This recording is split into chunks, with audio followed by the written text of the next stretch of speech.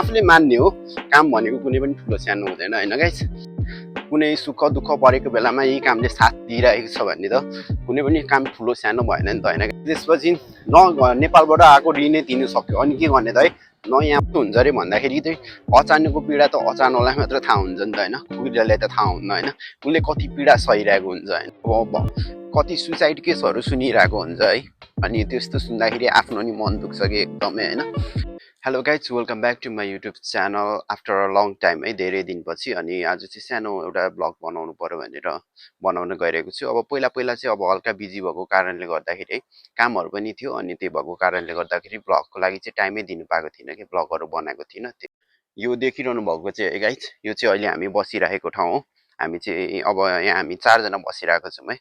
अनि अरू केटाहरू चाहिँ सबै अरू उता कामतिर गएको छ है, कोही गएको भएको छ। अनि म मात्र हो कि घरमा चाहिँ, बेरोजगारी चाहिँ म मात्र भएँ है। अनि मेरो चाहिँ काम पनि छैन, त्यही भएर अब घर नजिकैको काम अब यसो पार्कतिर यसो घुम्न जाउँ भनेर निस्केको छु है गाइज। म चाहिँ एक्लै हो है। आनन्द आउँछ है, किनभने देख्न सक्नुहुन्छ एकदमै सफा अनि त्यसपछि एकदमै सुनसान है। आफूलाई एक्लै हिँड्नको लागि पनि एकदम रमाइलो फिल हुन्छ कि है गाइज। अनि त्यही हो है, जापानको लाइफ हो। बिहानै उठेर बिहानै अब 7:30 बजी उठेर हामी चाहिँ गएको जानुपर्छ कि 7 बजे भनौँ न, 7 बजीतिर उठेर गएकोको लागि रेडी भएर जानुपर्छ। अनि त्यसपछि गएकोबाट आउँदाखेरि चाहिँ तपाईँहरूको गाई चाहिँ गएकोबाट आउँदाखेरि चाहिँ लगभग घरमा आइपुग्दाखेरि त 2 नै बजिसक्छ कि। अनि अब छुट्टीको दिन पनि टाइमै हुँदैन है। अब 2 बजे आइपुगिन्छ, खानासाना बनाएर खाँदाखेरि त्यही 3 जति बज्छ है गाइस। अनि गाह्रो छ जापानमा, त्यही हो।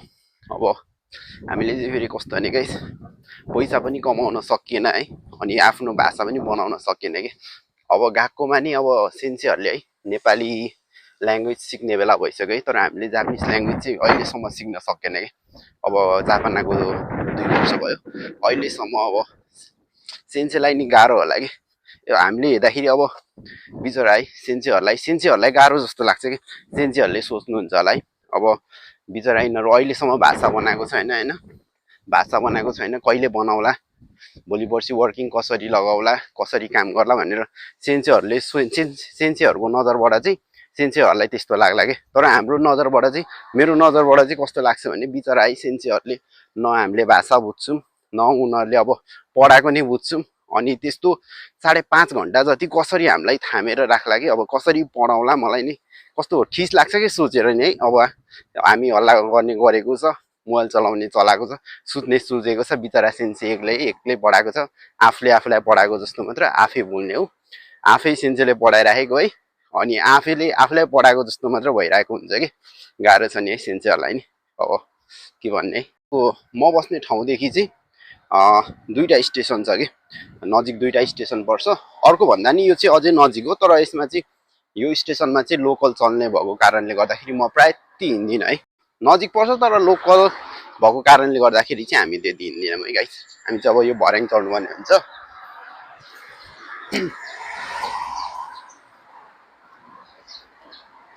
अनि यहाँ तलबाट बाटो क्रस गर्नुको लागि चाहिँ हामीले लाइटहरू अब थिचेर है क्रस गर्नुपर्ने हुन्छ, किनभने अब जापानमा चाहिँ ट्राफिक रुल्स नमानिकन हुँदैन है।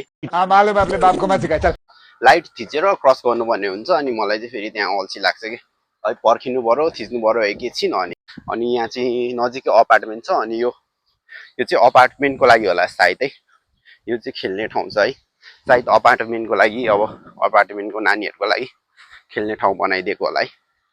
अनि हामी चाहिँ यताबाट झरेर जानुपर्ने हुन्छ। अनि देख्न सक्नुहुन्छ है गाइस, यो चाहिँ मैले काम गर्ने कम्पनी है, यामातो कम्पनी हो। अनि म चाहिँ अहिलेसम्म आएदेखि 2 वर्ष भयो है, 2 वर्ष हुन लाग्यो। म चाहिँ आउने बित्तिकै यामातो गरिरहेको है। आफूले मान्ने हो काम भनेको कुनै पनि ठुलो सानो हुँदैन होइन गाइस।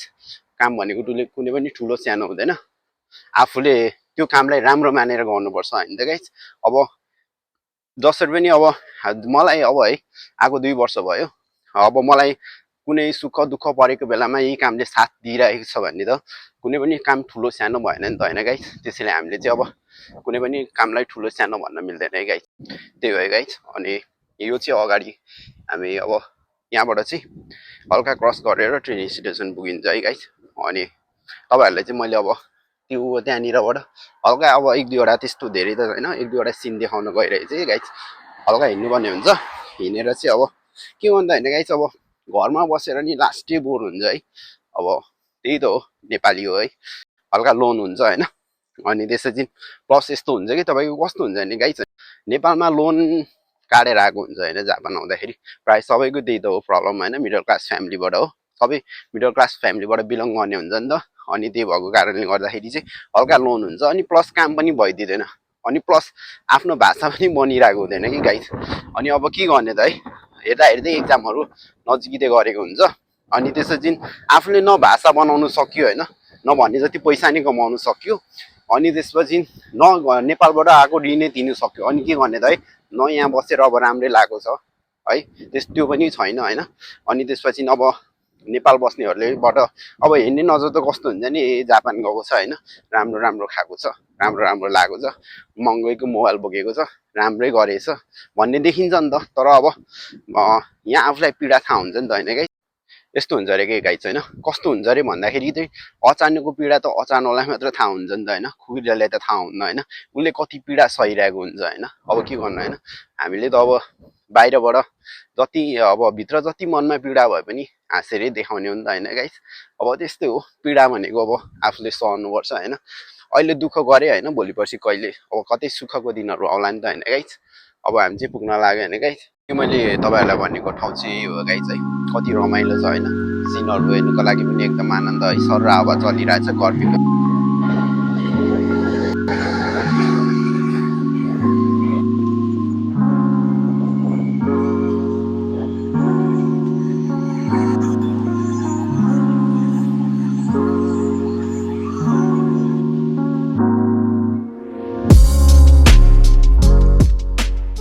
चाहिँ म फर्किँदै गरेको होइन गाइस म चाहिँ एकैछिन बसेँ अनि त्यसपछि हल्का आफ्नो मुडहरू फ्रेस बनाएँ होइन अनि अहिले चाहिँ म फर्किँदै गरेको हो अनि त्यही हो है गाइस अनि देख्न सक्नुहुन्छ भर्खरै ट्रेन पनि जाँदैछ है अनि मौसम पनि एकदम राम्रो छ कि एकदम शीतल छ है गर्मीको महिनामा अब शीतल है फिल हुँदाखेरि आफूलाई पनि एकदम रमाइलो लाग्छ नि त अनि त्यही हो है गाइस अब जापानमा गाह्रो चाहिँ गाह्रो छ है आफूले मेहनत गर्नु पर्यो है अनि कति सुसाइड केसहरू सुनिरहेको हुन्छ है अनि त्यस्तो सुन्दाखेरि आफ्नो नि मन दुख्छ कि एकदमै होइन अब धेरै प्रेसर हुन्छ है स्टुडेन्ट लाइफमा अनि कस्तो हुन्छ भने अब एकतिर है घरबाट ऋण काटेर आइरहेको हुन्छ होइन अनि त्यसपछि एकतिर यहाँ गएकोलाई तिर्नुपर्ने हुन्छ होइन अनि प्लस आफ्नो फोनको बिल भयो है पानी बत्ती भयो आफूले खानु पर्यो होइन अनि त्यसपछि अब एक वर्षसम्म त होस्टल हुन्छ है होस्टल सकेपछि आफूले होइन होस्टेल सकेपछि आफूले फाल्टो अब रेन्ट लिएर बस्नु पर्यो होइन